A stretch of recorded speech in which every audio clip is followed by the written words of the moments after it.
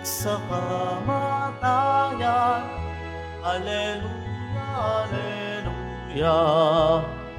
Panginoon ang naghirang sa tinubos niyang bayan.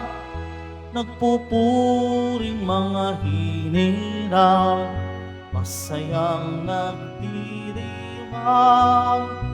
Magalak tayong lahat, si Hesu Kristo'y nabuhay, nanaig sa kamatayan. Alleluia, Alleluia. Sa ngalan ng Ama at ng Anak at ng Espiritu Santo, Amen. sumainyo ang Panginoon. At sumayo rin. Mga kapatid, ngayon po ay pagurita kay San Carlos Luanga at mga kasamang martir. Si San Carlos or Saint Charles Luanga, isa sa mga Ugandan martyrs na nag-convert sa pananampalatayang Katoliko. Kahit siya ay bininyagan, nung gabi bago siya patayin, siya ay naging isang leader. Siya ang chief of the Royal Pages and was considered the strongest athlete of the court. At siya rin ang nagturo sa kanyang mga kasamahan sa pananampalatayang Katoliko. At marami siyang naengganyo at na-inspire na mga kasama upang manatiling tapat at manatiling malinis. Si St. Charles Luanga ay sinentensyahan ng kamatayan at siya ay sinunog hanggang sa mamamatay. At habang siya ay sinusunog, narinig mula sa kanya ang mga katagang potanda. Ibig sabihin, "Oh my God, aking Diyos o aking Diyos." Siya ay sinunog noong June 3, 1886.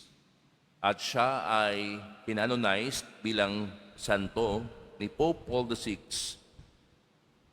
Kasama yung kanyang mga kasamang martir noong June 22, 1964. Siya ang patron ng African Youth of Catholic Action. Mga kapatid, hilingin natin ang kanyang pamamagitan sa ating pagdiriwang na ito.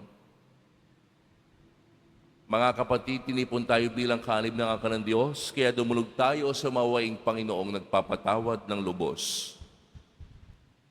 Sinugong tagapagpagaling sa mga nagsisisi, Panginoon, kaawaan mo kami. Panginoon, kaawaan mo kami. Dumating na tagapag-aniyayang mga makasalanay magsisi, Kristo, kaawaan mo kami. Kristo, kaawaan mo kami. Nakaluklok ka sa kanan ng Diyos Ama para ipamagitan kami. Panginoon, kaawaan mo kami. Panginoon, kaawaan mo kami. Kaawaan tayo ng mapangyarihang Diyos, patawarin tayo sa ating mga kasalanan at patnubayan tayo sa buhay na walang hanggan. Amen. Manalangin tayo. Ama naming makapangyarihan, ginawa mong umusbong ang lalong marami pang Kristiyano mula sa dugong dumanak sa mga martir. Ipagkaloob mo ang iyong pinagpupunlaang simbahan ay masaganang mapag-anihan mula sa dugon dumanak dito na galing kina San Carlos at mga kasama sa pamamagitan ni Jesucristo kasama ng Espiritu Santo magpas sa walang hanggan. Amen. Magsipo muna ang lahat. Pagbasa mula sa mga gawa ng mga apostol. Noong mga araw na iyon, mula sa Mileto, si Pablo'y nagpasugo sa Efeso at ipinatawag ang matatanda sa simbahan roon. Pagdating nila ay kanyang sinabi, "Nalalaman ninyo kung paano ko ginugol ang buong panahong ipinamalagi ko sa inyo. Mula pa ng unang araw na ako'y tumungtong sa Asya. Buong pagpapakumbaba akong naglingkod sa Panginoon at lumuluhang nagtiis ng maraming pagsubok dahil sa mga pagtatangka ng mga Hudyo.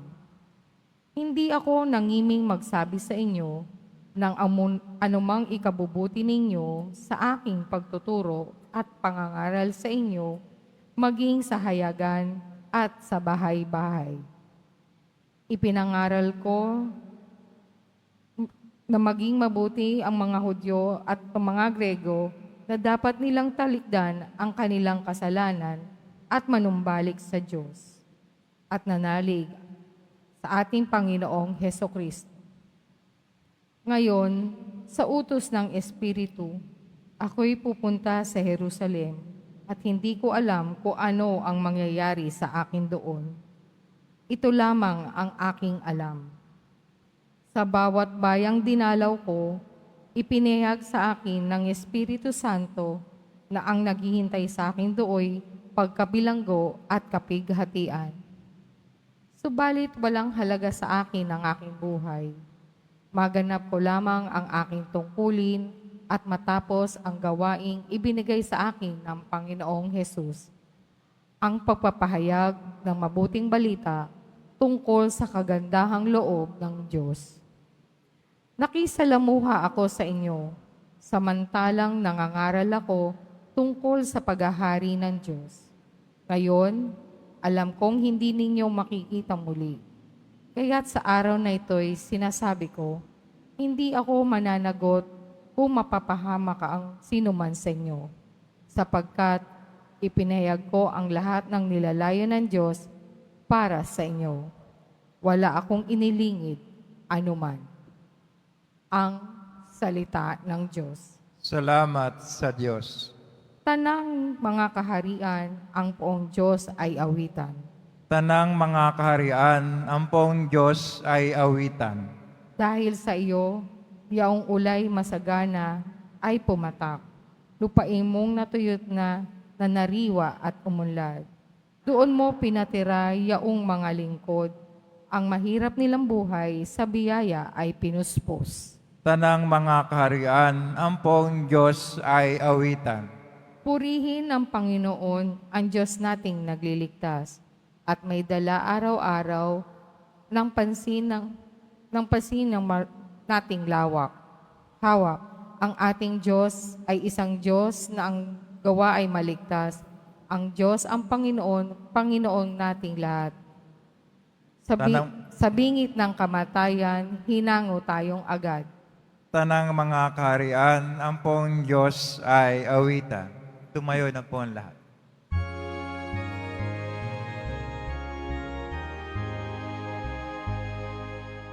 Alleluia,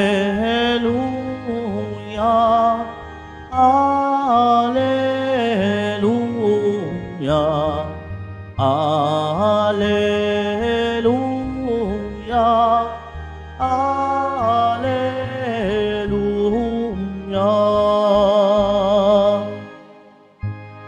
Hihilingin ko sa Ama, Espiritu'y isugo niya upang sumainyo tuwina. Alleluia, Alleluia, Alleluia, Alleluia.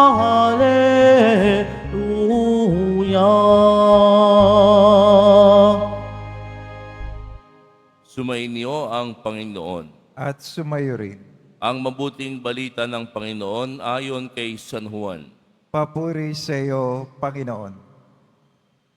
Noong panahong iyon, tumingala si Jesus sa langit at ang wika, Ama, dumating na ang oras, parangalan mo ang iyong anak, upang maparangalan ka naman niya, sapagkat pinagkalooban mo siya ng kapangyarihan sa sangkatauhan, upang magbigay ng buhay na walang hanggan sa lahat ng ibinigay mo sa Kaniya. Ito ang buhay na walang hanggan, ang kilalanin kanila, ang iisa at tunay na Diyos at si Jesucristo na iyong sinugo. Inihayag ko rito sa lupa ang iyong karangalan. Natapos ko na ang ipinagagawa mo sa akin.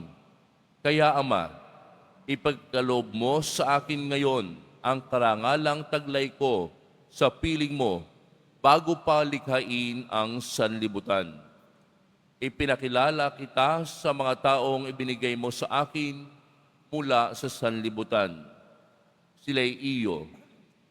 Ibinigay mo sila sa akin at tinupad nila ang iyong salita.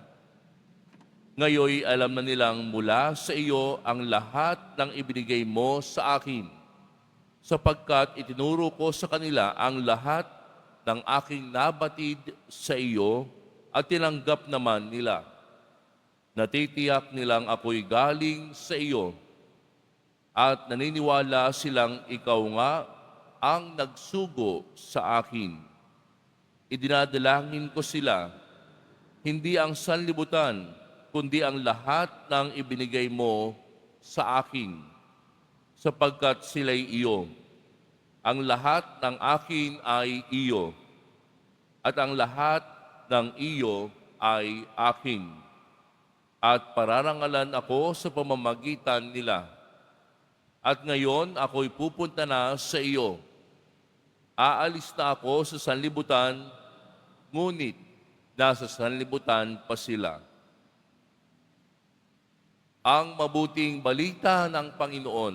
Pinupuri ka namin, Panginoong Jesucristo. Magsipo muna lahat.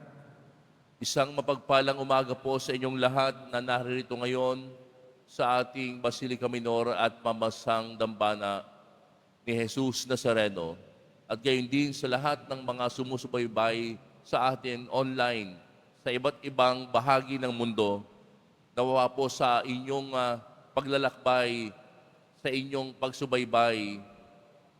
Taglay ninyo ang mga pangangalaga, biyaya at pagmamahal at awa ng ating mahal na poong Jesus Nazareno. Mga kapatid, papalapit na po ng papalapit ang pagtatapos ng Pasko ng muling pagkabuhay, yung Easter season. At sa atin pong mga pagbasa, naririnig po natin yung mga pamamaalam. Mga pamamaalam ang tema. Doon po kay San Pablo, sa ating unang narinig sa Acts of the Apostles, at sa ating Ebanghelyo, yung pamamaalam ni Jesus. Ngunit mga kapatid, kakaiba yung pamamaalam na ito sapagkat hindi ito nakakatakot, hindi nakakalungkot. Sapagkat ang pamamaalam na ito ay may kasamang katapangan at pananalig. Mga kapatid, sa ating unang pagbasa, Acts 20, narinig po natin kanina, inihayag po ni San Pablo sa mga matatanda sa Efeso na malapit na siyang umalis at alam niyang paghihirap at pag-uusig ang naghihintay sa kanya sa Jerusalem.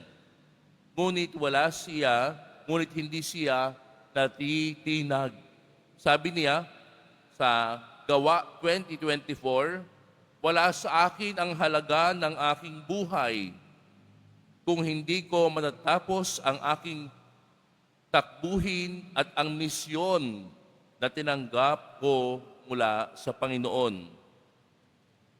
Hindi iniisip ni San Pablo ang sariling kapakanan. Ang iniisip niya ay matupad ang kalooban ng Diyos. Kaya tayo po bilang mga Kristiyano, ganon din ang panawagan sa atin na maging tapat tayo saan po? Sa misyon na ibinigay sa atin ng Panginoon. Father, ano yung mga misyon? Misyon natin bilang magulang, bilang guro, bilang estudyante, bilang manggagawa, bilang pagtitinda, bilang isang miyembro ng pamilya. Yun ang ating misyon. Maging tapat sa misyon ang panawagan sa atin. Ngayon, sa Ebanghelyo naman, ayon kay San Juan, narinig natin ang tinatawag na high priestly prayer ni Jesus. Alam niyang nalalapit na ang kaniyang pag-akyat. Ngunit ang laman ng kanyang panalangin ay hindi para sa kanyang sarili, kundi para sa kanyang mga alagad. Ang sabi niya, pinahayag ko sa kanila ang iyong pangalan. Ingatan mo sila sa iyong pangalan. Ngunit upang sila'y maging isa, kung papaanong tayo'y iisa. Juan 17:6. Dito po natin makikita si Jesus, yung kanyang puso bilang mabuting pastol. Hindi siya naglilingkod, kundi ipinagdarasal niya tayo. Hindi lamang po siya naglingkod, kundi may concern siya sa atin. Sa panahong tayo ay napapagod, mga kapatid, na minsan pakiramdam natin yung ating misyon, ang bigat. Tandaan po natin, tayo ay ipinagdarasal palagi ni Jesus. At alam natin yan. Pagpasok dito, alam natin yan. Ramdam natin yan. Kung papaano si Jesus, palagi tayong ipinagdarasal at kinakaawaan. Tama po ba? Ramdam natin yan. At ganoon din po sa ating paggunita ngayon kay St. Charles Luanga at mga kasamang martir, ganoon din, hindi natakot si St. Charles at mga kasamang martir na iaalay ang kanilang buhay para sa pananampalataya. Sapagat alam nila, hindi na ang sarili ang mahalaga, kundi ang mahalaga ay maparangalan ang Diyos sa pamamagitan ng kanilang misyon. Mga kapatid, ang pag-akyat po ni Jesus sa langit, hindi po katapusan ng kwento. Ito po'y simula ng misyon. Kaya nga po, gaya nila San Pablo, tayo po nawa ay huwag mapagod na gumawa ng ating misyon araw-araw sa ating kanya-kanyang buhay. Katulad ni na St. Charles Luanga, hindi natakot. Natuparin ang misyon na ibinigay sa kanila. Kahit pa dumanak ang dugo para sa pananampalataya. Huwag tayong bumitiw sapagkat alam nating si Jesus, palagi tayong ipinagdarasal. Alam nating si Jesus, palagi tayong kinakaawaan. Mahal na pong Jesus Nazareno, kaawaan mo kami.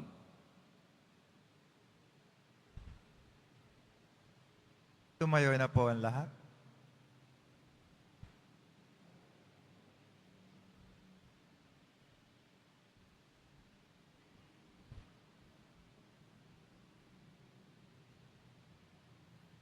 Minamahal kong mga kapatid, inulaan ni Kristo na ating Panginoon ang kanyang mapanligtas na kamatayan at muling pagkabuhay.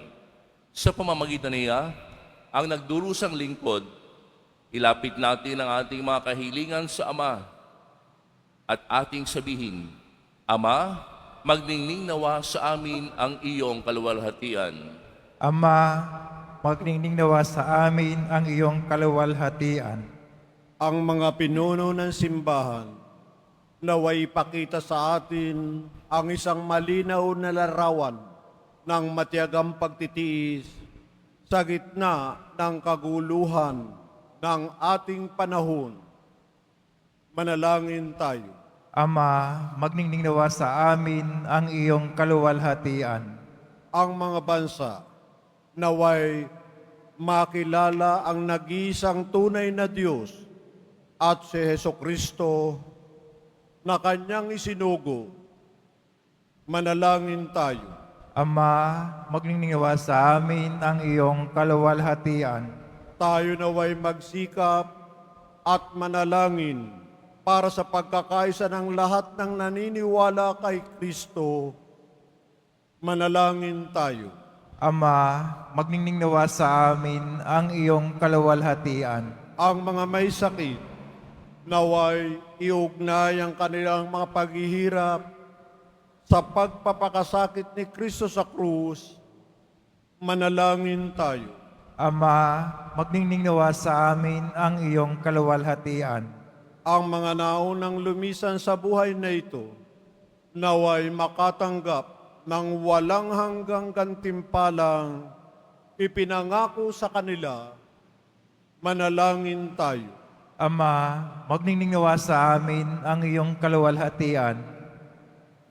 Ama, niluwalhati mo ang iyong anak at luluwalhatiin kami sa kaniya. Tanggapin mo ang aming mga panalangin dahil kami ay sa iyo. Inihiling namin ito sa pamamagitan ni Kristo na aming Panginoon. Amen. Magsipo muna ang lahat.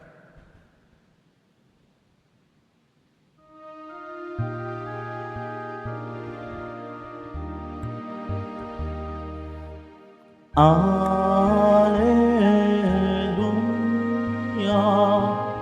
Alleluia,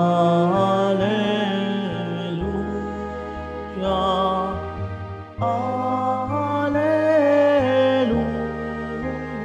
Alleluia, Alleluia. Ang lupa'y nayani, ito rin ay tumahimik, nang ang poon ay tumindig bilang hukom natin. Alleluia, Alleluia, Alleluia,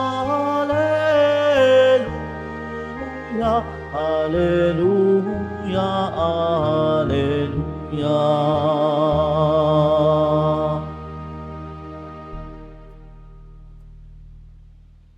Tumayo na po ang lahat. Manalangin kayo mga kapatid upang ang paghahain natin ikalugdan ng Diyos sa mga makapangyarihan. Tanggapin nawa ng Panginoon itong paghahain sa iyong mga kamay, sa kapuri niya at karangalan, sa ating kapakinabangan at sa buong sambayanang banal. Ama naming lumikha, kaming naghahain ng mga alay, ay nagsusumamo na maganap nawa namin ang paglilingkod na ito. Katulad ng mga martir na ginawaran mo ng kakayahan na mamatay kaysa ikaw ay talikdan, kami naway makapaghandog ng may kaloobang nakatalaga sa iyo. Sa pamamagitan ni Jesucristo, kasama ng Espiritu Santo, magpa sa walang hanggan. Amen. Sumainyo ang Panginoon. At sumayo rin. Itaas sa Diyos ang inyong puso at diwa. Tinaas na namin sa Panginoon. Pasalamatan natin ang Panginoong ating Diyos. Marapat na siya ay pasalamat. Ama naming makapangyarihan, tunay nga marapat na ikaw ay aming pasalamatan. Ngayong aming kagalakan na sina San Carlos Luanga at mga kasama ay parangalan. Sila'y kapanalig naming may paninindigan na ikaw ay pahayag kahit sila'y mamatay. Sapagkat minarapat mong kanilang matularan ang iyong anak na naghain ng sariling buhay. Tulad ng naganap sa iyong anak, ang dugo ng mga martir ay dumanak, hindi dahil sa katatagang likas, kundi dahil sa iyong bigay na lakas.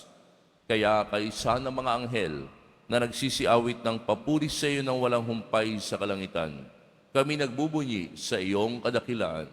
Santo, Santo, Santo, Panginoon Diyos na mga hukbo, napupuno ang langit at lupa ng kadakilaan mo, o sana sa kaitaasan. Pinagpala na paririto sa ngalan ng Panginoon, o sana sa kaitaasan. Magsilod po ang lahat. Ama naming banal, ikaw ang bukal ng tanang kabanalan. Kaya't sa pamamagitan ng iyong Espiritu, gawin mong banal ang kaloob na ito, upang para sa aming maging katawan at dugo ng aming Panginoong Heso Kristo. Bago niya pinagtiis ang kusang loob na maging handog, hinawakan niya ang tinapay, pinasalamatan kaniya, pinaghati-hati niya iyon, iniabot sa kanyang mga alagad at sinabi, "Tanggapin ninyong lahat ito at kanin. Ito ang aking katawan na ihahandog para sa inyo."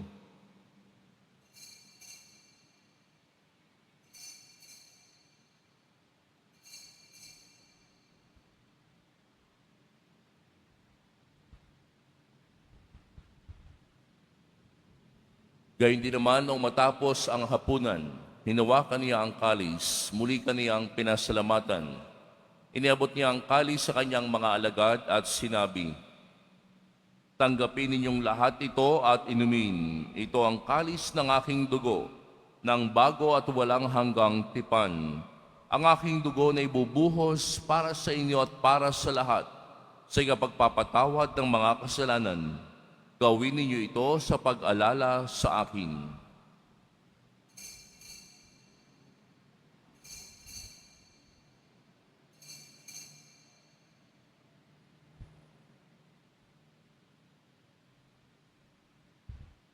Tumayo na po ang lahat. Ipagmuni natin ang misteryo ng pananampalataya. Kristo'y namatay, si Kristo'y nabuhay, si Kristo'y babalik sa wakas ng panahon. Ama, ginagawa namin ngayon ang pag-alala sa pagkamatay at muling pagkabuhay ng iyong anak. Kaya't iniaalay namin sa iyo ang tinapay na nagbibigay buhay at ang kalis na nagkakaloob ng kaligtasan. Kami nagpapasalamat dahil kami yung minarapat na tumayo sa harap mo para maglingkod sa iyo. Isinasamo namin kaming magsasalo-salo sa katawan at dugo ni Kristo ay mabuklod sa pagkakaisa sa pamamagitan ng Espiritu Santo. Ama, lingapin mo ang iyong simbahang laganap sa buong daigdig. Puspusin mo kami sa pag-ibig, kaisa ni Leon na aming Papa, at ni Jose na aming Obispo at ng Tanang Kaparian. Alalahanin mo rin ang mga kapatid naming nahimlay nang may pag-asang sila'y muling mabubuhay, gayon din ang lahat ng mga pumanaw. Kaawaan mo sila at patuloyin sa iyong kalunagan. Kaawaan mo at pagdapatin kaming lahat na makasalo sa iyong buhay na walang wakas.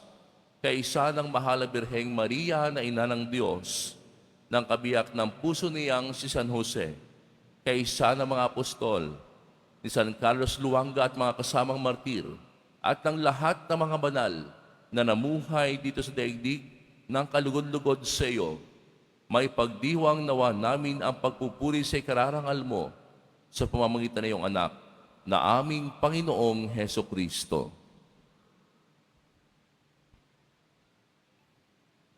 Sa pamamagitan ni Kristo, kasama niya at sa Kanya, ang lahat ng parangal at papuri sa iyo, Diyos sa mga makapangyarihan, kasama ng Espiritu Santo, magpa sa walang hanggan. Amen. Sa tagubilin ng mga nakagaling na utos at turo ni Jesus na Panginoon natin at Diyos, ipahayag natin ang lakas loob. Ama namin, sumasalangit ka, sambahin ang ngalan mo, mapasa amin ang kaharian mo, sundin ang loob mo dito sa lupa para nang sa langit. Bigyan mo kami ngayon ng aming kakanin sa araw-araw at patawarin mo kami sa aming mga sala para ng pagkapatawad namin sa nagkakasala sa amin at huwag kami pahintulot sa tukso at sadya mo kami sa lahat ng masama. Hinihiling namin kami adya sa lahat ng masama, pagkalooban ng kapayapaan araw-araw, iligtas sa kasalanan at ilayo sa lahat ng kapahamakan, samantalang aming pinananabikan ang dakilang araw ng pagpapahayag ng tagapagligtas naming si Heso Kristo. Sapagkat iyo ang kaharian at ang kapangyarihan at ang kapurihan magpakailanman. Amen. Panginoong Heso Kristo, sinabi mo sa iyong mga apostol, kapayapaan ang iniiwan ko sa inyo, ang aking kapayapaan ang ibinibigay ko sa inyo. Tunghayin mo ang aming pananampalataya at huwag ang aming pagkakasala. Pagkalooban mo kami ng kapayapaan at pagkakaisa ayon sa iyong kalooban, kasama ng Espiritu Santo, magpasawalang hanggan. Amen. Ang kapayapaan ng Panginoon ay laging sumainyo. At sumayo rin. Magbigayan kayo ng kapayapaan sa isa't isa. Kordero ng Diyos na nagalis ng mga kasalanan ng sanlibutan, maawa ka sa amin. Kordero ng Diyos na nagalis ng mga kasalanan ng sanlibutan, maawa ka sa amin. Kordero ng Diyos na nagalis ng mga kasalanan ng sanlibutan, ipagkaloob sa amin ang kapayapaan. Magsilod po ang lahat.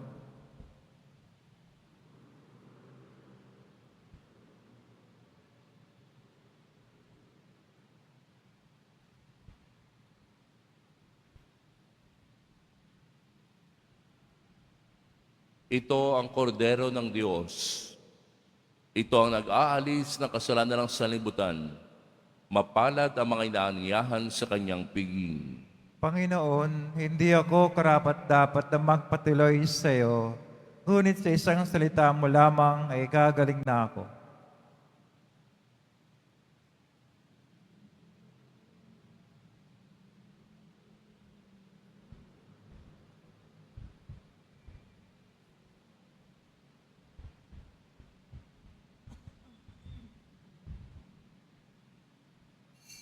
Para sa lahat ng tatanggap ng banal na komunyon, sasagot po tayo ng Amen, pagkasabi ng pare o lay minister ng katawan ng Kristo, at isubog at sa bibig bago ubalis pa ng pare o lay minister. Sumunod po tayo.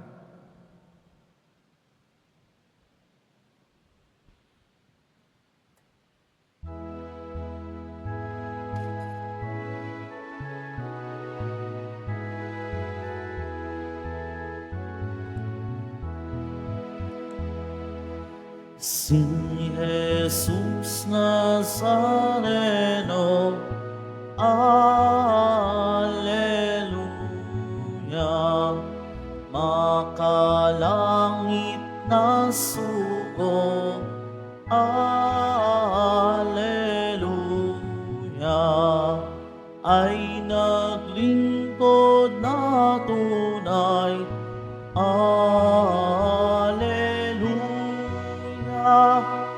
hanggang sa siya'y mamatay.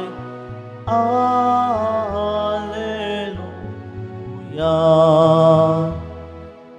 Ang Diyos ay nalugod.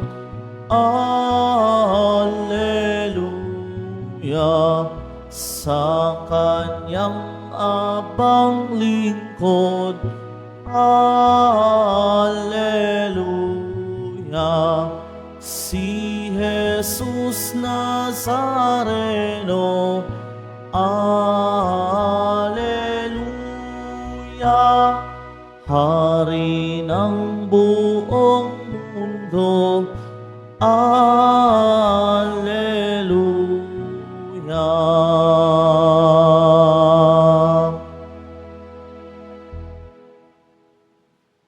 Mga kadeboto, mabibili pa rin po sa ating parish office ang Nazareno Images, Nazareno Medallion, at ang Nazareno Novena and Prayer Booklet in English or Tagalog. Ang lahat po inyanyayahan, lalo na may sakit o may karamdaman sa ating healing mass and service sa darating na June 5, 2025, Huwebes, sa ganap na ika-6 ng gabi. Makiisa po tayo. Pagkatapos ng misa, wisikan po ang lahat ng banal na tubig, pinakikiusapan ng lahat na manatili lamang muna sa inyong mga lugar. Tanging sa Quezon Boulevard o sa plaza sa naman lamang ang labasan ng lahat. Sumunod po tayo. Maraming salamat po sa inyong pagdalaw at pagsisimba sa Basilica Menor at ang bansang dambana ni Jesus Nazareno. Tumayo na po ang lahat. Manalangin tayo. Ama naming mapagmahal, ngayong napagsaluhan na namin ang banal na pakikinabang sa pagurita sa mga martir na hindi naigupo ng kamatayan. Kami nagsusumamo na ang nagdulot sa kanila na paninindigang magtiis ay magbigay dinawa sa amin ng pananampalataya at pag-ibig. sa gitna ng mga dapat pagtiisan dito sa daigdig. Sa pamamagitan ni Jesucristo, kasama ng Espiritu Santo, magpasawalang hanggan. Amen. Sumainyo ang Panginoon. At sumayo rin. Mahal na poong Jesus Nazareno, inihayag mo sa pamamagitan ng krus ang walang maliw na pag-ibig ng Diyos sa sangkatauhan. Pakinggan mo ang kahilingan, lalo na para sa mga nangangailangan ng iyong tulong at awa. Makamtan nawa namin ang iyong kasagutan na may utang na loob na tinatanaw. Basbasan din po ninyo itong mga imahen at dasalan upang lalo kaming manalangin at magtiwala. Sa pamamagitan ng bendisyon na ito, naway lalo kaming maging mapaglingkod, masunurin at tapat sa iyo na aming maluwalhating Panginoon magpasawalang hanggan. Amen. Pagpalain kayo ng makapangyarihang Diyos, Ama at Anak at Espiritu Santo. Amen. Humayo kayong taglay ang kapayapaan ng poong Jesus Nazareno. Salamat sa Diyos.